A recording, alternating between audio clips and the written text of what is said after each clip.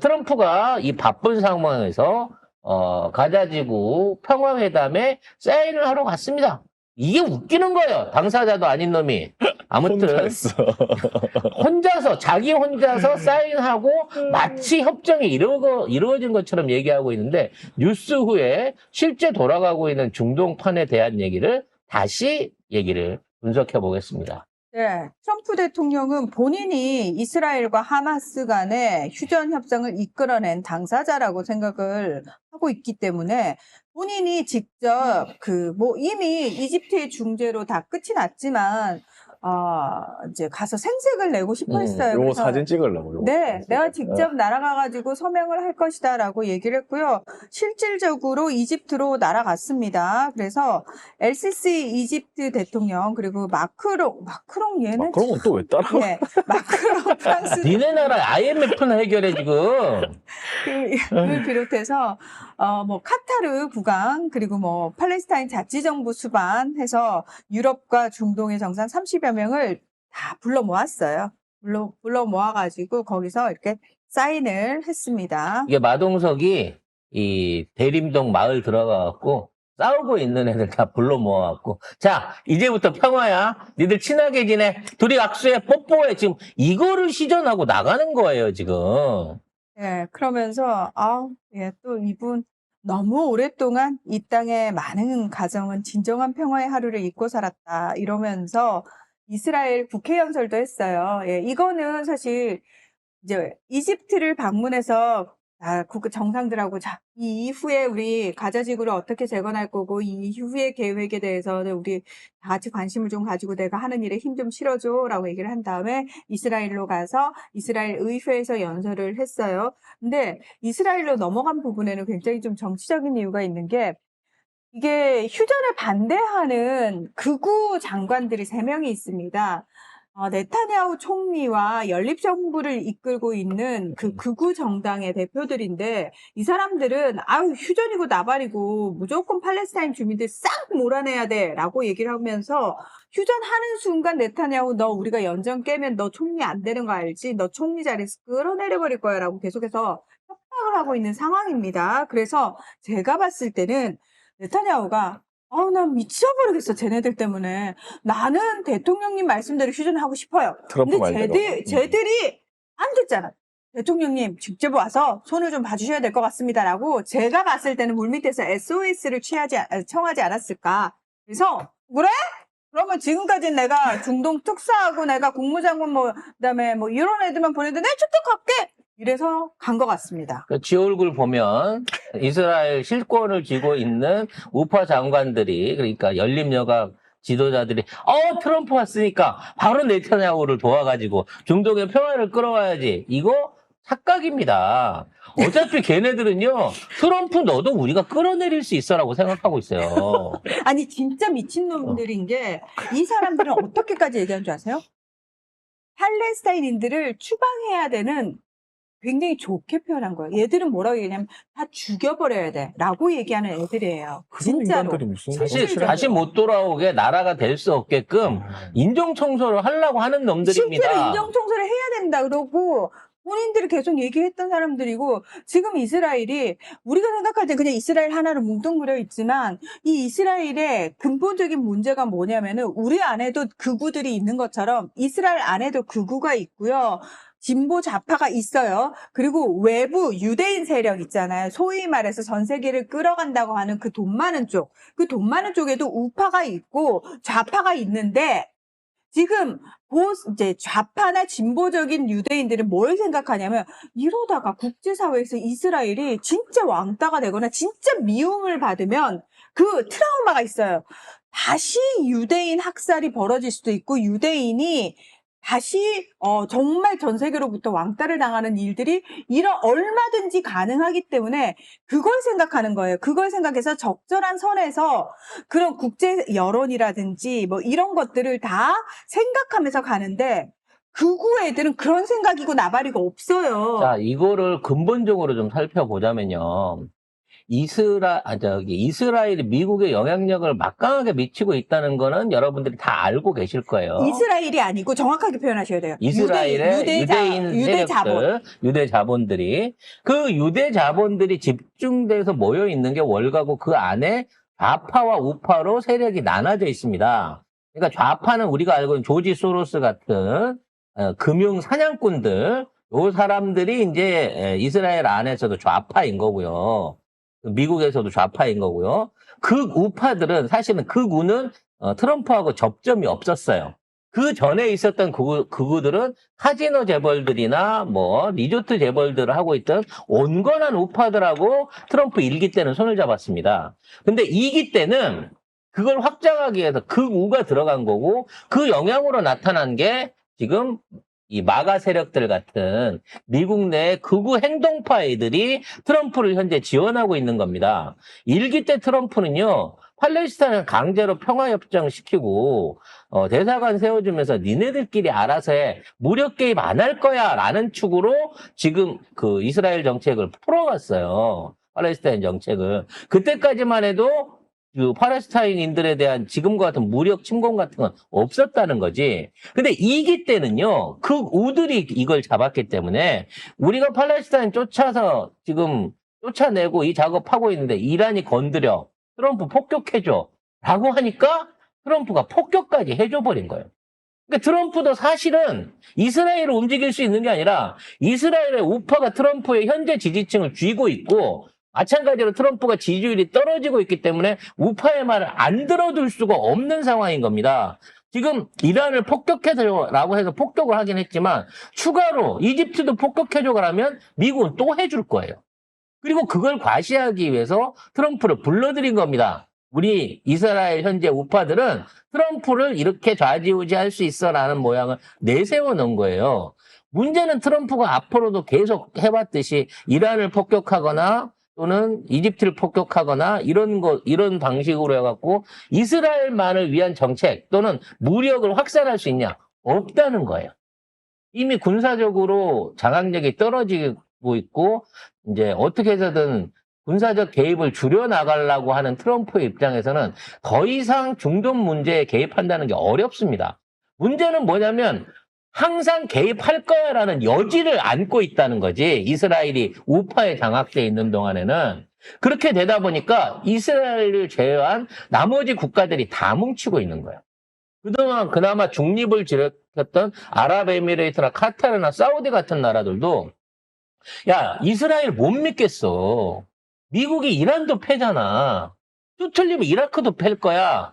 지금 있는 상황에서 이대로 정전이라고 끝내고 나면 이스라엘은 또 가자지고 쳐내려 올 거고 그뿐만 아니라 시리아나 주변 국가들한테도 깡패짓을 할 거야. 저 이스라엘을 중동 사람들, 그러니까 지금 중동에 있는 사람들 자체가 막아내야 돼라고 하는 위기감이 확 고조되고 있다는 겁니다. 그래서 이집트가 지금 어떤 형태로든지 중간 개입을 하고 있는 거는 현재 팔레스타인 유민들 100명 가까운 숫자를 받아줄 나라가 이집트밖에 없다는 거. 그리고 이란이 현재 군사적인 행동을 취할 수 없는 미국의 압박에서 취할 수 없는 상황에서 현재 이집트의 기갑군만이 유일하게 이스라엘의 전장 확대를 막을 수 있는 군대라는 겁니다. 문제는 이집트는 최소한 공군력이나 또는 기갑병력 같은 걸 가지고 있기 때문에 만일의 경우 이집트가 개입을 하게 됐을 때 이집트가 어떤 방어막이 되질 수 있지만 그 상황에서 이스라엘이 핵을 꺼내든다고 하면 핵사용을 공언을 하거나 핵사용을 실제 저지른다고 하면 지금 중동판에서는 이스라엘을 상대해줄 국가가 없는 거예요. 그래서 지금 가장 위기감을 느끼고 있는 게 사우디입니다. 사우디는 어떻게 지금 행동하고 있을까요? 사우디는 일단 미국하고 맺었던 F-35 100대 수입 계약을 다 철회하고 KF-21을 받겠다고 얘기를 하고 있습니다. 그래서 우리나라도 사우디가 100대를 사준다고 하니 2027년 2년 후부터 블록2 그러니까 공대지 공격이 가능한 옵션을 가진 KF-21을 사우디에 수출하겠다는 계획을 잡아놓고 있어요. 뿐만 아니라 우리나라 천공 요격 미사일을 비롯해서 현무, 다연장 미사일, 거기에 각종 자주포와 전차까지 무제한대로 사들이겠다라고 얘기를 하고 있습니다. 즉 자체적인 무장을 해가지고 만일에 이스라엘이 강짜를 왔을 때 저항할 수 있는 군사력을 확보하겠다라고 얘기하고 있는 거고, 카타르나 아랍에미레이트도 한국 무기에 지금 전부 다 올인을 하고 있습니다. 그동안 중동에 무기를 못 보냈던 이유가 우리나라 자주포나 탱크 안에 들어가는 엔진의 파워팩이 독일제라서 독일하고 수출입을 해야 되는 부분이 있었고, KF-21 같은 경우에도 지금 사용하고 있는 엔진이 미국산이라서 해외 수출할 때 그쪽에 제약이 있었는데 2027년도부터는 이 모든 제약들이 국산으로 다 바뀌어지게 될 거예요. 국산 엔진과 국산 파워팩이 들어가기 때문에 아무런 제약 없이 이러한 무기 수출이 가능한 수준에 와 있습니다. 여기에 가장 결정적이고 미국이 싫어하는 국가 기밀적인 조약이 현재 준비 중에 있습니다. 그게 파키스탄과 사우디아라비아의 군사보호조약이에요. 이거는 일부 군사 전문가들만 알고 있는 내용이라 여러분들도 처음 들으실 수 있겠습니다만, 지금 파키스탄이 굉장히 힘들어요.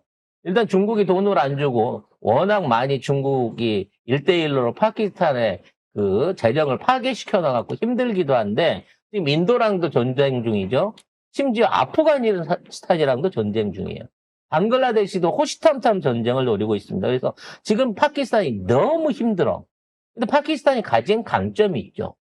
핵무기가 있단 말이에요. 실제로 사우디아라비아하고 파키스탄이 9월에 이미 전략적 서로 상호 방위 협정을 상호 방위 체결했습니다. 조약에 체결을 했어요. 이건 무슨 얘기냐면 어느 한쪽이 공격받으면 나머지가 자동 개입해가지고 즉 같이 이스라엘이 공격해주겠다. 핵을 사용해갖고 중동 국가 내지는 사우디를 공격할 경우에 파키스탄이 핵 보복을 대신해 줄 수 있다라고 하는 일종의 군사협정을 지금 맺어가고 있는 단계라는 겁니다. 즉 그만큼 중동에 있는 국가들은 지금의 정전 상황이라든지 이스라엘이 가자 지구만 먹고 끝낼 것이라는 생각을 하고 있지 않아요. 이미 이스라엘이 뭐 이란을 치는 거에 대해서는 나머지 국가들이 그럴 수 있지까지 갔어요. 왜? 이란은 어차피 싫어했거든, 시합하니까. 사우디 입장에서도 적성국이고 하니까. 그런데 중요한 건 카타르가 쳐맞았을 때 중동이 진짜 멘붕에 빠졌어요. 카타르가 맞았을 때는 중동이 이거 우리도 맞을 수 있다라는 생각을 심각하게 했고, 그때 그 중동 국가들이 모여가지고 심각하게 회의를 했습니다. 그래서 파키스탄하고 사우디가 이거 상호 방위 조약을 맺은 이유도, 카타르 쳐맞는 거 보니까 이스라엘 저 미친 새끼가 우리도 얼마든지 수틀리면 때릴 수 있겠구나라는 실질적인 위협감을 느꼈고, 그것과 관련해가지고 우리도 나름 대비를 해야 되겠구나라는 실질적인 움직임을 시작했다라는 거죠. 그래서 현재 미국이 주도하고 있었던 중동의 무기판이나 그다음 페트로달러에 의한 경제적 장악력은 사실상 사라졌습니다. 미국도 페트로달러 안 해요. 사우디 기름 안 사줍니다. 되려 지들이 더 많은 기름을 내다 팔고 있고, 수출하고 있죠. 사우디의 석유 가격을 지들 물가 안정한다고 억지로 30달러 선으로 묶어놓고 있어가지고 1년에 사우디가 재정 적자만 400조 이상을 보고 있기 때문에 사우디가 못 견딜 노릇이에요, 더 이상. 근데 그중에 유일하고 믿고 있었던 군사 안보까지 트럼프 미국이 배신한다라고 생각하면 사우디는 자체적인 무장 내지는 이스라엘을 견제할 수 있는 파키스탄 같은 국가하고의 핵교류를 할 수밖에 없다는 겁니다. 따라서 지금 트럼프가 가서 사인을 한 저걸로 해갖고 중동의 평화협상 일어나지 않습니다. 누구도 100만 명이 넘는 가자지구 팔레스타인 유민을 받아들일 생각하지 않고요. 만일 그걸 받아들인다고 하면 그에 상응하는 대가를 누군가는 지불해야 돼요. 그럼 지금 있는 방법은 이집트 쪽에 땅을 불화를 받아갖고 거기에 팔레스타인 국가를 세워주고 거기에 들어가는 비용들을 분담해서 내주면서 더 이상 이스라엘이 팔레스타인에 대한 군사적 압박을 하지 못하도록 자위 능력까지 갖추는 거를 스스로 해야 된다는 거예요. 트럼프 믿고는 안 된다는 거예요. 이런 와중에 저기 그 깍두기 같은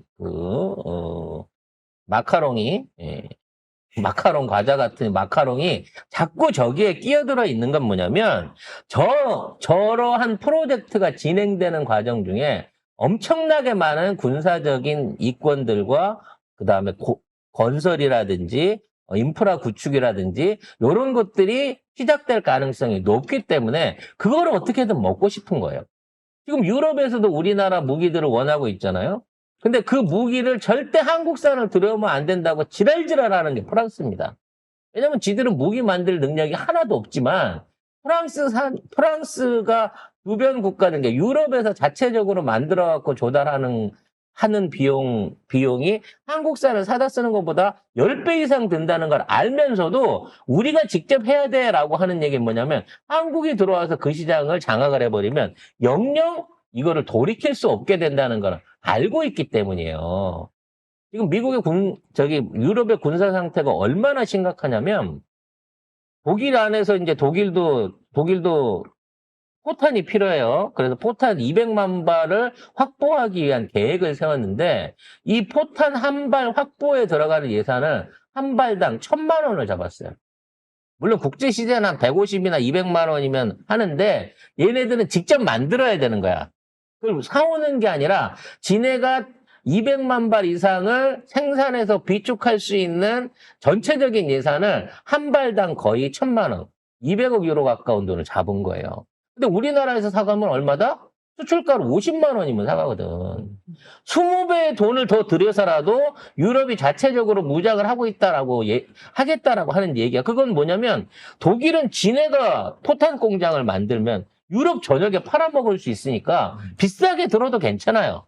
프랑스도 지들 돈 있고 영토 넓기 때문에 무슨 사업이 됐든지 뭐 하나 받아가지고 조립사업 같은 걸 하려고 합니다. 패트리어트 사업을 프랑스가 하겠다고 지금 나서고 있는 거예요. 근데 어떻게 사업을 한다? 유럽 전역에 나눠져 있는 패트리어트 부품들을 모아가지고 그걸 조립해갖고 방공망 사업을 프랑스가 하겠다 이러고 있는 거야. 능력이 없으면서 이 방산 산업의 미래가 크다는 걸 알기 때문에 그걸 먹기 위해서 벌써 중동에 와갖고 저지랄을 하고 있는 겁니다. 결론적으로 말하면 뭐냐면 중동엔 평화가 없습니다. 이스라엘이라는 나라가 남아있는 이상, 미국이 계속 개입하는 이상 중동의 평화는 없을 거고요. 이미 팔레스타인은 쳐맞았어요. 이미 그 인명피해나 거기에 따른 정신적, 경제적 피해는요, 이미 어떻게 뭐 돌려받아서 배상금 받아서 해결할 수 있는 수준이 아닙니다. 팔레스타인은 반드시 복수할 거고요. 복수를 직접 할 수 없는 기간이 안 되더라도 언젠가 복수를 하기 위한 칼을 갈고 있을 거예요. 따라서 이스라엘이 망하든 아니면 팔레스타인이 진짜로 없어지든 뭔가 이런 양당 간의 극단적인 결론이 나지 않는 이상 중동의 평화는 없습니다. 따라서 그거를 갖다가 트럼프가 저 사인 하나만으로 중동의 평화를 찾아줬다라고 주장하는 거는 말도 안 되는 얘기다. 아니, 적어도 하려면 이스라엘 뭐 저기도 오고 네타냐후도 오고 하마스 대표단도 와서 같이 뭘 하든가 악수라도 하든가. 이집트에 안 들어가요. 하마스 대표단이나 이스라엘 아무나 관계자들이. 알았어. 트럼프 혼자 저게 무슨 짓이야. 트럼프는 그나마 못 건드리겠지 하는 마음으로 들어가는 거고요. 지금 이집트의 친이스라엘계 국가들이나 정치인들이 감히 들어갈 수 없는 상황인 거고, 트럼프 가고 나면 전에 말씀드린 이스라엘은 기갑 부대를 계속 국경에 배치하면서 이스라엘을 압박하기 시작할 겁니다. 그래서 중동 휴전은 일주일 후면 깨진다. 송 작가는 그렇게 예언을 드릴 수 있습니다.